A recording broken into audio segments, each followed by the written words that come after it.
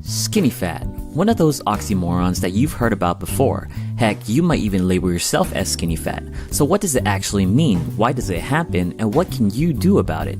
There isn't a specific term to describe skinny fat, but generally the most common description is someone that weighs very little but have a disproportionately high amount of body fat, meaning that your weight might be considered in a healthy range, but that belly is still kicking and that flab is still flicking.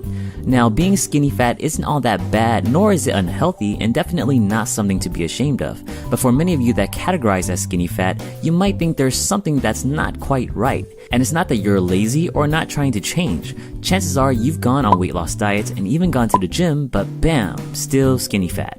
The deal with weight loss diets is that even if you do lose weight, you lose fat and lean mass simultaneously, which pretty much keeps your body fat percentage the same. If someone weighs 160 pounds with 40 pounds of fat, cuts down to 140 pounds and 35 pounds of fat, the body fat percentage will still be the same 25%. This scenario is true for many beginners since the majority of the weight that they lose in the beginning is water instead of actual fat.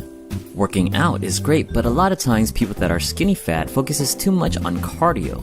Cardio is definitely good for you, especially your heart, but again, you just end up dropping the weight without changing the proportions of body fat to lean mass, especially with steady state cardio. Burn all the calories you want by doing cardio, but at the end, you'll just be a smaller skinny fat version of your old self. So weight loss diets don't work and cardio doesn't work. What the heck do you do then? Well, the answer is simpler and closer than you think. You know all that clanking and banging and all sorts of weird grunts you hear from the other side of the gym? Well, that's where you have to go. Resistance training is the missing ingredient. Since we know that the problem with skinny fat is not weight loss, but instead body fat proportions, your goal is to counteract the body fat, and by far the best way to do so is by adding muscle to your body. Not only does it offset body fat percentage from the added muscle mass, but it also adds the ever-needed definition to your skinny fat frame. Resistance training, whether from lifting weights or body weight exercises, is the best way to pack on muscle and give you that more well-proportioned look.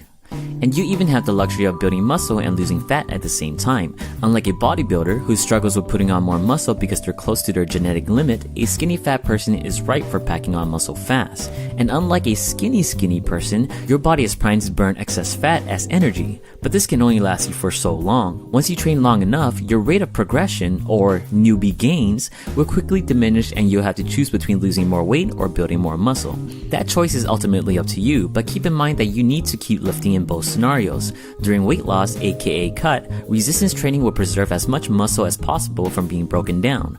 During weight gain, aka bulk, resistance training will obviously stimulate muscle growth.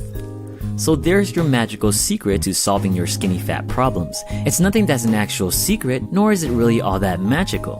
Train hard and train consistently and watch that skinny fat flab turn to not so skinny fat fab. Ask your questions in the comments below.